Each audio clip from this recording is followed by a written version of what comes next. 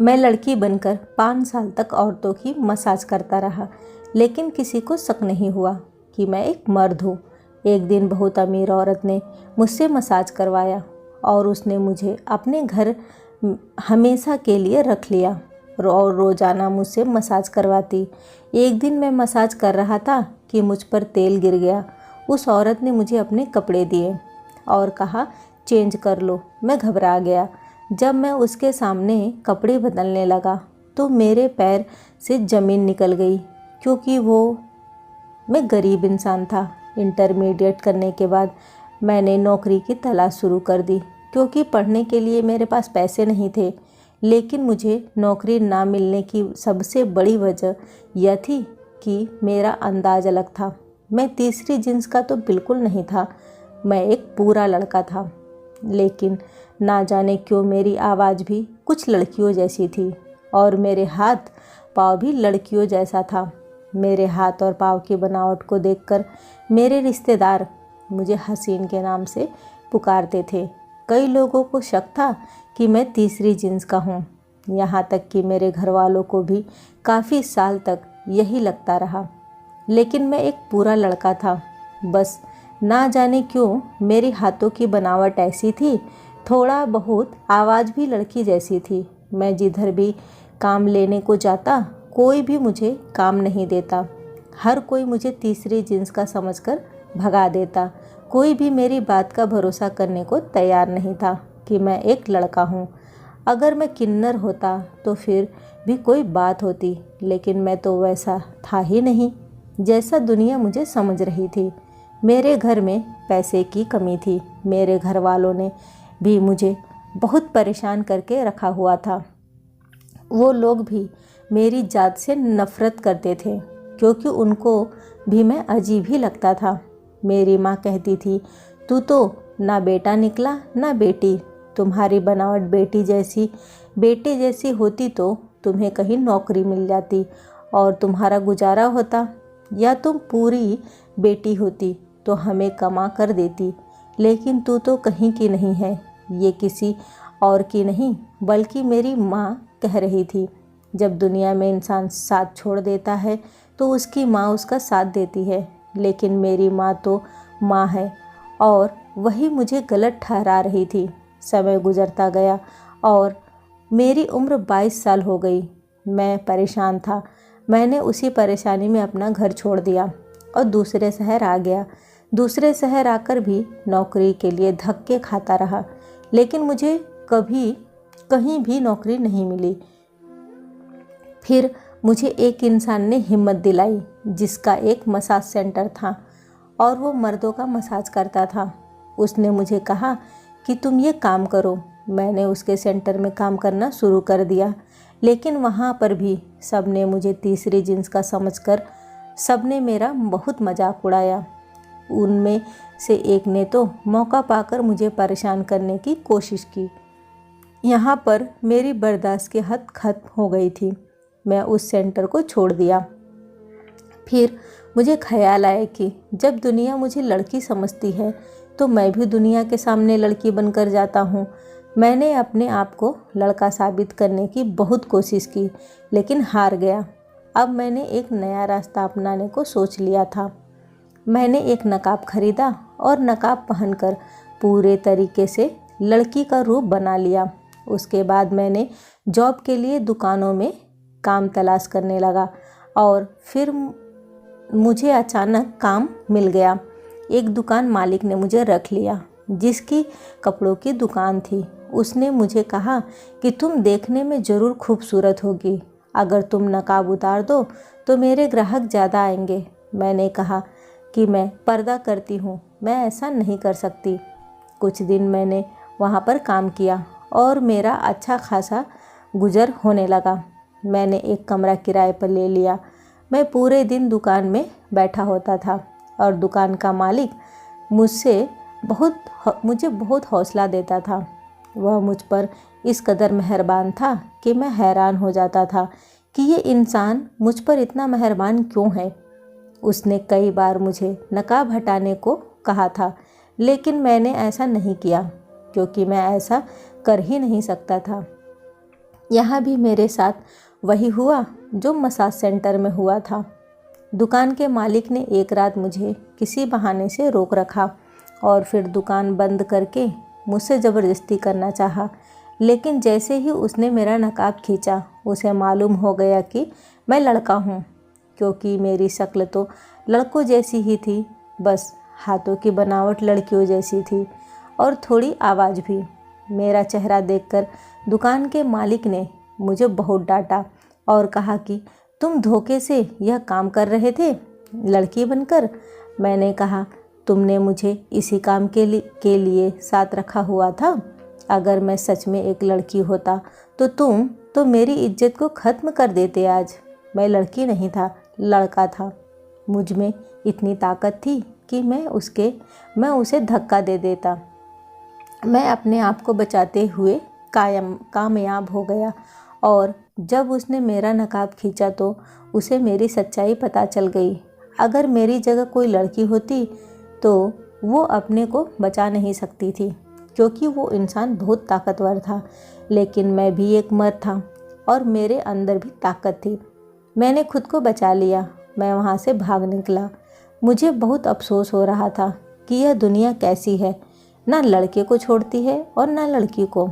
जब मैं लड़की बनकर दुनिया के सामने जाता हूँ तो कहते हैं कि मुझे धोखा दिया तुमने, तुम तो लड़के हो। और जब मैं लड़का बनकर सामने आता हूँ तो मुझे किन्नर समझकर अलग नज़र से देखते हैं। मैं एक बार फिर से बेरोज़गार हो गया था, लेकिन मैंने हिम्मत नहीं हारी।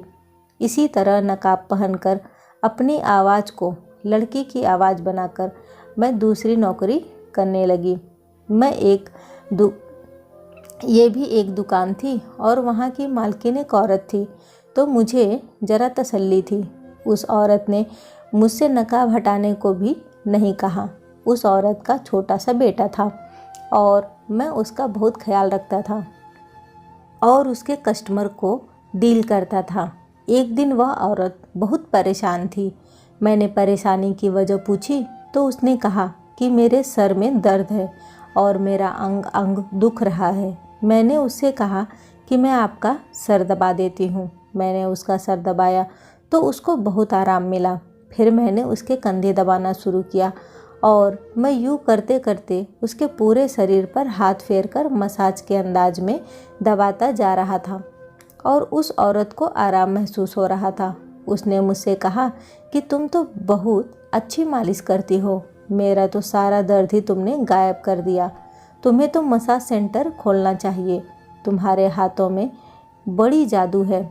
यह मसाज सेंटर वाली बात उसने शायद ऐसे ही बोल दी थी, लेकिन यह बात मेरे दिमाग में बैठ गई। मैंने सोचा, बात सच है कि मेरे हाथों में इतनी ताकत है, मैं बहुत अच्छे से मसाज कर सकती हूँ। लेकिन बस परेशानी यही है कि मैं मर्दों का मसाज करता था तो वो मुझे एक गलत निगाह से देखते थे, मेरा मजाक उड़ाते थे। फिर मुझे ख्याल आया कि क्यों ना मैं औरतों का मसाज शुरू कर दे दूँ, औरत बनकर ही। और ये ख्याल आते ही मेरे अंदर खुशी की एक लहर दौड़ गई। अगले दिन जाकर मैंने अपनी मालकिन से कहा कि मुझे थोड़ा पैसा चाहिए, मैं जल्दी आपका पैसा वापस कर दूंगी। मेरी मालकिन बहुत अच्छी थी, बहुत अच्छी दिल की मालिक थी और अब वो रोज़ाना ही मुझसे मसाज करवाया करती थी। उसने मुझे कहा, ठीक है, अगर तुम इतनी परेशान हो तो मैं तुम्हें थोड़ा बहुत पैसा दे देती हूँ। तुम्हारा ईमानदारी का काम मुझे बहुत अच्छा लगा है, इसलिए मुझे तुम्हारी मदद करने में कोई परेशानी नहीं है। उसने मुझे अच्छी खासी पैसे दे दी थी। मैं खुशी से उछल रहा था। मैंने उस पैसे से एक मसाज सेंटर खोल लिया औरतों के लिए। मैंने ये सेंटर उधार की बुनियाद पर खोला था और भगवान से प्रार्थना कर रहा था कि मेरा कारोबार चल जाए ताकि मैं अपनी मालकिन का पैसा वापस कर सकूं। मैं दिन को मालकिन के घर में काम करता था और शाम को अपना मसाज सेंटर खोलता और औरतें आती थी, मुझसे मसाज करवाती थी। मैंने नकाब पहना होता था। वो मुझसे मेरे नकाब की वजह पूछ रही होती तो मैंने यही कहा कि बस मैं पर्दा करती हूँ। मेरे हाथों की बनावट से किसी औरत को शक नहीं हुआ कि मैं असल में कौन हूँ। मैं हमेशा सोचता था कि भगवान ने मेरे हाथों को ऐसे क्यों बनाया, क्यों मेरे आवाज़ को लड़की जैसा बनाया। लेकिन आज मुझे समझ आ गया था, भगवान कोई चीज़ बेकार नहीं बनाई थी। मेरे हाथ ही थे जो मेरे काम आ रहे थे। मेरा काम चल रहा था, मेरा मसाज सबको बहुत अच्छा लग रहा था, हर कोई मेरी तारीफ़ कर रहा था और मेरे ग्राहक ज़्यादा होते जा रहे थे। जो भी औरतें मुझसे मसाज करवाती वो आगे जाकर दूसरी औरतों को बता देती कि इसके हाथ में बड़े ताकत है। अक्सर ऐसी औरतें आती थी जिनको शरीर के परेशानी का मसला होता था और मसाज करने से उनकी परेशानी गायब हो जाती थी। ये पूरे औरतें मेरे सामने अपना अच्छा खासा कपड़ा उतार देती थी, लेकिन मैं उनको देखता नहीं था। मैं आंखें बंद करके अपना काम करता था। मैं उनको देखना भी मेरे लिए उनको देखना भी पाप था। मेरा कोई गलत नियत नहीं था, बस मैं मजबूर था। फिर एक दिन एक बहुत बड़ी गाड़ी में एक औरत आई जो बहुत ज़्यादा अमीर लग रही थी। मेरे पास इतनी अमीर औरतें नहीं आती थी, लेकिन वह औरत कुछ ज़्यादा ही अमीर थी। उसका कपड़ा और उसकी गाड़ी सब कुछ उसकी अमीरी बता रहे थे। वह मेरे पास आई। उसने मुझसे कहा कि मैंने तुम्हारे मसाज की बहुत तारीफ़ सुनी है। मुझे शरीर में बहुत दर्द रहती है, मैं बहुत ज़्यादा परेशानी में हूँ, कोई दवा भी असर नहीं करती है। मेरा वज़न ज़्यादा होने की वजह से मेरा शरीर बहुत दर्द करता है, इसलिए मैं तुमसे मालिश करवा कर देखना चाहती हूँ कि असर होता है कि नहीं। वो औरत जैसे भी थी, अमीर औरतें ऐसी ही होती हैं। मैंने आराम से उसका मसाज किया और काफ़ी देर तक करता रहा तो उसको बहुत सुकून आया। उसने मेरी तारीफ़ की और फिर चली गई। लेकिन अगले रोज़ वो फिर आई और मुझसे कहा कि मैं तुम्हें लेने आई हूँ, तुम अब मेरे घर पर रहो। मैं तुम्हें इतने पैसे दूंगी कि तुम्हें यह सेंटर चलाने की ज़रूरत नहीं पड़ेगी, बस मेरी परेशानी को दूर कर दो। उसकी बात सुनकर तो मैं हैरान रह गया था। वो मुझे इतना पैसा देने पर तैयार थी कि मुझे सेंटर चलाना ही नहीं पड़ेगा, यानी मेरी किस्मत मुझ पर मेहरबान हो रही थी।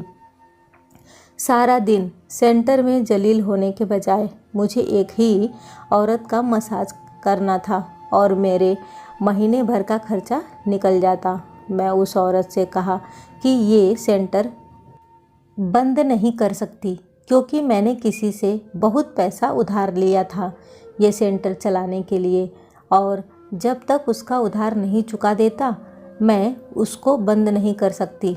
उस औरत ने कहा कि तुम्हारा सारा उधार मैं चुका दूंगी, बस तुम मेरे साथ मेरे घर चलो। मैं अपने घर में ही तुम्हें एक कमरा दे दूंगी, तुम वहाँ पर रहना। मेरा घर बहुत बड़ा है और मेरे पास बहुत पैसा है, बस ये मेरी परेशानी मेरी जान नहीं छोड़ती है। मैंने काफ़ी मसाज सेंटर गई थी, लेकिन वो ईमानदारी से काम नहीं करते। तुमने ईमानदारी से काम किया है, मुझे तुम्हारा काम बहुत पसंद आया है। मैंने उस औरत से कहा कि आप रोज़ाना यहाँ आ जाया करें, मैं आपका मसाज कर दूँगी। तो उस औरत ने कहा कि तुम्हारा ये छोटा सा सेंटर में आना मुझे अच्छा नहीं लगता है। मेरा ताल्लुक़ बहुत ही हाई क्लास से है और जब मेरी सहेलियों को मालूम होगा कि मैं इतने छोटे से सेंटर में आकर मसाज करवाती हूँ तो मेरा मजाक बनाएंगे, इसलिए मैं यहाँ नहीं आ सकती। तुम मेरे घर आओ। मैंने उस औरत की बात मान ली। उस औरत ने मेरा सारा कर्जा चुका दिया। मैंने दुकान की मालकिन को जाकर उसके सारे पैसे वापस किए और अपना सेंटर बंद कर दिया। सोचा, जब मुझे यहाँ पर रहने की अच्छी जगह मिल रही है और इतनी औरतों का मसाज करने के बजाय जब मुझे एक का ही मसाज करना है और खाना पीना सब कुछ मिल रहा है तो परेशानी क्या है। मैं खुशी खुशी मान गया। वो औरत अपने साथ मुझे अपने घर ले गई। उसका घर किसी बड़े महल से कम नहीं था। उसने मुझे रहने के लिए कमरा दे दिया जो घर के पीछे की तरफ था। वो क्वार्टर था, लेकिन मेरी इस कमरे से कहीं ज़्यादा बेहतर था। ये कमरा साफ़ सुथरा था और फर्नीचर भी रखा हुआ था, यानी कि अमीर लोगों के नौकर भी ठाठ से ही रहते हैं। मैंने वहाँ पर अपना सामान रखा और मैं भगवान से प्रार्थना किया, जिसने मुझे इतना अच्छा मौका दिया था। मैं जानबूझकर दुनिया को धोखा नहीं दे रहा था। मेरे पास इसके अलावा कोई भी रास्ता नहीं था। भगवान ही जानता है कि मैंने कभी उन औरतों के शरीर पर नज़र नहीं डाली थी। वो औरत रोज़ाना रात को मसाज करवाया करती थी और मैं आंखें बंद करके उसका मसाज करता था। वो मुझसे कहती थी कि तुम दिन रात नकाब में क्यों रहती हो? तो मैंने कहा कि बस मेरी आदत है। उस औरत ने कहा कि ठीक है, तुम्हारा पर्दा है, लेकिन एक औरत से औरत का क्या पर्दा? मैं तुम्हारा तो चेहरा देख सकती हूँ। मैंने कहा कि मेरा चेहरा जल गया है, मैं अपना चेहरा किसी को नहीं दिखाना चाहती। इस तरह की बातें करके मुझे शर्मिंदा ना करें। मुझे शर्मिंदगी होती है जब लोग मेरा जला हुआ चेहरा देखते हैं। किसी ने दुश्मनी निकालने के लिए मेरे चेहरे पर तेजाब फेंक दिया था। इस वजह से मेरा चेहरा देखने के काबिल नहीं है और मैं किसी को दिखाना भी नहीं चाहती। मेरी दुखती दिल पर हाथ ना रखे तो बेहतर होगा। उसने कहा कि मुझे बहुत अफसोस है कि किसी ने तुम्हारे चेहरे पर तेजाब फेंक कर तुम्हारा चेहरा बिगाड़ दिया। चलो ठीक है, मैं तुम्हारे दिल नहीं दुखाती हूँ, लेकिन ये सब किसने किया? उस औरत ने जब ये सवाल किया तो मैं सोच में पड़ गया। मैंने कहा कि एक लड़के ने मुझे शादी करने को कहा था और मैंने उसका रिश्ता ठुकरा दिया। उसके बदले उसने मेरा चेहरा तेजाब फेंक कर जला दिया कि मैं किसी और से शादी नहीं कर सकूं। उस लड़के ने मुझसे बहुत बड़ा बदला लिया था। इस हादसे के बाद मेरी ज़िंदगी बर्बाद हो गई और इसलिए मैं अपना चेहरा दुनिया को छुपा कर रखती हूँ और यही वजह है कि मेरी अब तक शादी भी नहीं हुई। मैं ये काम करने पर मजबूर हूँ क्योंकि मुझे यह काम बहुत अच्छे से आता है। मेरे हाथों में ताकत है जो कि भगवान ने मुझे दिया है। मैं उससे फ़ायदा उठाना चाहती हूँ। मैंने एक कहानी अपने चेहरे और नकाब को लेकर उस औरत को सुना दी ताकि उसे मेरी बात पर भरोसा आए और मैंने इतने अच्छे से ये झूठ बोला था कि उसे भरोसा हो गया। उसने मुझसे कहा कि सच में तुम्हारे हाथों में ताकत है। तुम्हारे हाथ की बहुत खूबसूरत बनावट के हैं। तुम पहले खूबसूरत चेहरे की लड़की रही होगी, लेकिन मुझे अफसोस हुआ है कि तुम्हारे साथ ये हादसा हो गया। लेकिन मुझे फ़ायदा हो रहा है तुम्हारे मसाज से। मेरी परेशानी में बहुत कमी आई है। उस औरत ने मेरी बात पर भरोसा कर लिया और मुझे भी आराम हो गया, क्योंकि अफसोस भी हो रहा था कि अपनी पहचान दुनिया से छुपानी पड़ रही है। हालांकि इसमें मेरा कोई कसूर नहीं था। मुझे झूठ बोलते हुए शर्मिंदगी भी हो रही थी, लेकिन मैं बहुत मजबूर था। मैं कुछ पैसे अपनी माँ को भेजने लगा। यह पेट जो भरना था अपना और अपने घर वालों का। लोग सच कहते हैं, इस पेट को भरने के लिए इंसान क्या कुछ नहीं करता।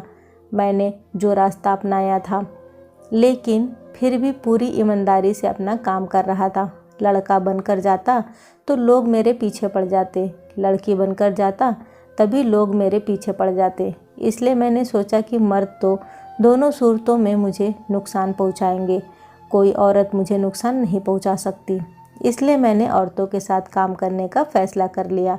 लेकिन मेरी असलियत उस औरत से ज़्यादा दिन छुप ना रह सकी।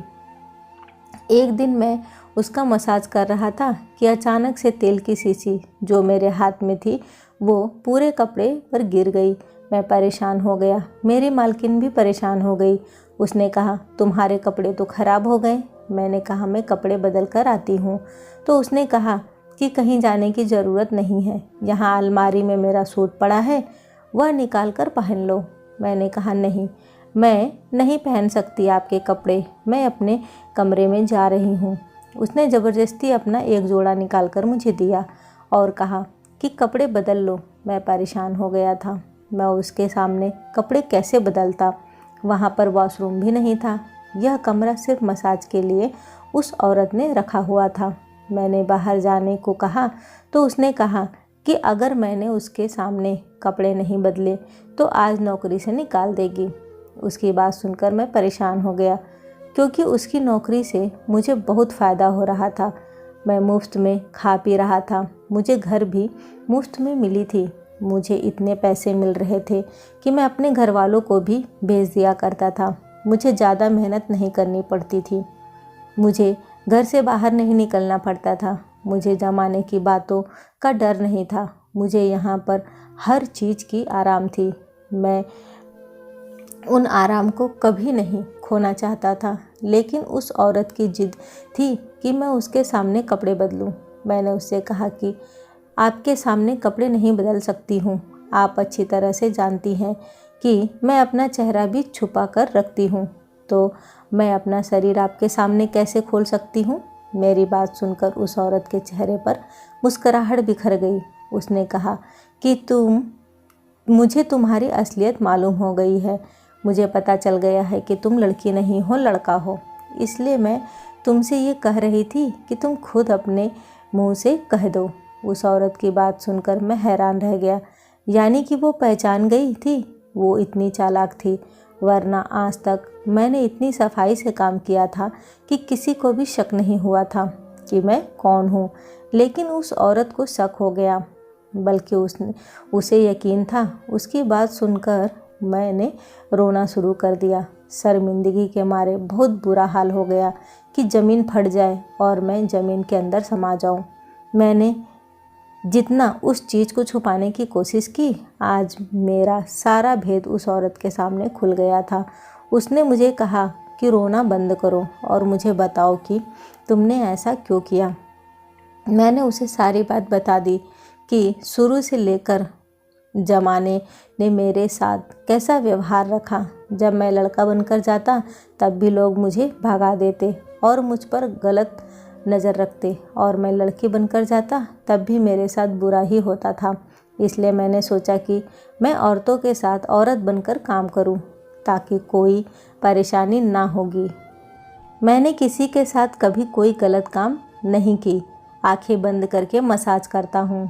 आप जानती हैं, गरीब का मारा इंसान बहुत मजबूर हो जाता है कि कुछ भी कर जाता है। काश कि आप जैसे अमीर लोग समझ पाते, लेकिन मुझे पता है कि आप नहीं समझेंगी मेरी बात। मैं खुद ही यहाँ से चला जाता हूँ। मैं जाने लगा तो उसने मुझे कहा कि मुझे तुम्हारी परेशानी का अंदाज़ा हुआ है। जो कहानी तुमने सुनाई है वो यकीनन एक दर्दनाक दास्तान है। तुम कितने मजबूर थे मुझे पता है। मुझे कुछ दिन पहले ही पता हो गया था कि तुम लड़की नहीं लड़का हो, इसलिए मैंने जानबूझकर तेल तुम्हारे कपड़ों पर गिरा दिया। मैं तुम्हें गलत समझ रही थी, लेकिन अब मुझे पता चल गया है कि तुम गलत नहीं हो। तुमने जो किया मजबूरी में किया। मैं तुम्हारी मदद करना चाहती हूँ और मैं तुमसे मसाज तो नहीं करवाऊँगी, क्योंकि मुझे मालूम हो गया है कि तुम लड़की नहीं हो। लेकिन मेरे पास तुम्हारे लिए और काम है। तुम्हारी ईमानदारी मुझे बहुत अच्छा लगा है। तुमने कोई गलत काम नहीं की। मैं तुम्हारी मजबूरी समझते हुए तुम्हें एक और नौकरी दे रही हूँ। औरत की बात सुनकर मुझे खुशी हुई। मैंने पूछा कि मेरे लिए क्या काम है, तो उसने कहा कि तुम्हें मेरे घर की रखवाली करनी होगी। मैं किसी और पर भरोसा नहीं करती। तुम्हें जितने दिन मैंने अपने घर में रखा, तुमने कोई चोरी नहीं की। बहुत अच्छे तरीके से तुम यहाँ रह रहे थे। आज के बाद तुम मेरे घर की रखवाली करना। मैं घर से बाहर जाती हूँ तो मुझे डर रहता है कि मेरे दूसरे नौकर चोरी करेंगे या मेरे पति दूसरी औरत को घर ले आएगा। मेरे जाने के बाद मेरे घर में क्या होता है, मेरा पति और मेरे बच्चे क्या करते हैं, वो सब तुमको मुझे बताना है। आंखें चार करके मेरे घर पर नज़र रखनी है। बस इतना सा तुम्हारा काम है। मालकिन की बात सुनकर मैं खुश हो गया। ये काम तो मेरे लिए बहुत आसान था, यानी कि मुझे सब कुछ यहाँ पर देना होगा और मुझे रखवाली करनी होगी। मालकिन ने मुझे कहा कि ये नकाब पहनने की भी ज़रूरत नहीं है। तुम अपना मर्दाना कपड़ा में काम कर सकते हो। तुम्हें कोई कुछ नहीं कहेगा। इस बात ने मुझे और खुशी दी थी। मैं अब लड़कों के कपड़े में ही काम करता था। मैंने देखने में भले ही लड़के जैसा था, लेकिन मेरे अंदर ताकत लड़कों वाली ही थी। मैं किसी भी चोर और डाकू का मुकाबला कर सकता था। इसलिए मेरा कारोबार एक बार फिर से चल पड़ा। मैंने पूरी ईमानदारी से काम किया। यहाँ पर मेरा रहना और खाना पीना मुफ्त और मुझे पैसे भी मिली थी। तो मैं पैसा जमा करता जाता और मैंने पैसा जमा करते करते अपना एक छोटा सा मकान ले लिया था और अपने मम्मी पापा को यहाँ ले आया। मुझे उन औरतों के घर में काम करते हुए अब 10 साल हो चुके हैं।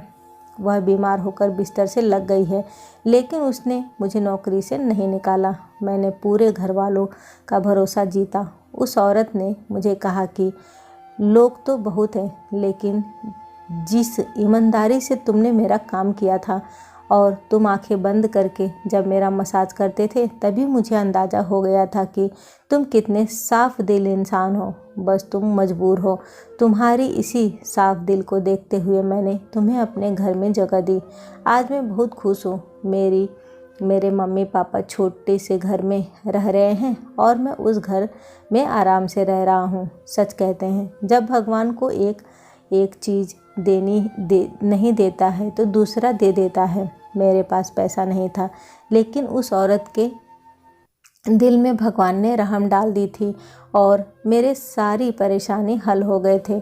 सारी बात मेरी नीयत की थी जो साफ थी। मेरी कहानी सुनकर आपको मुझ जैसे इंसानों के बारे में अंदाज़ा हो गया होगा कि हम जैसे लोग जो पूरे मर्द होके भी कुछ नहीं कर सकते और ज़माना उनके साथ क्या सलूक करता है और वो लोग कितने मजबूर होते हैं। मेरी आपसे गुजारिश है कि मेरे जैसे अगर किसी इंसान को आप देखें तो उनके साथ हमदर्दी से बात करें। अगर इंसान पूरे तरह से किन्नर होता है तो फिर भी उसे ज़माने में जगह मिल जाती है और वह वही काम करता है जो किन्नर करते हैं। लेकिन अगर एक इंसान पूरे मर्द हो, लेकिन उसके हाथ पाँव की बनावट, उसकी आवाज़ औरतों जैसी लगती हो, तो उसे ज़माने में बहुत मुश्किल का सामना करना पड़ता है। बिल्कुल ऐसे ही जैसे एक पागल के लिए एक जगह है जिसे पागल खाना कहते हैं और वो वहीं पर रहता है, पर किसी को कोई एतराज़ नहीं होता। लेकिन एक आधा पागल के लिए कोई जगह नहीं होती उसके घर के सिवाय। आधा पागल इंसान तो पागल खाने में रहता है, ना अपने घर में सुकून से रह सकता है। हम लोग का यही परेशानी है। दोस्तों, कैसी लगी ये कहानी मुझे कमेंट करके ज़रूर बताइएगा। वीडियो को लाइक और शेयर करना ना भूलें। चैनल पे पहली बार आए हैं तो इसे सब्सक्राइब ज़रूर करें। कहानी सुनने के लिए आपका बहुत बहुत धन्यवाद।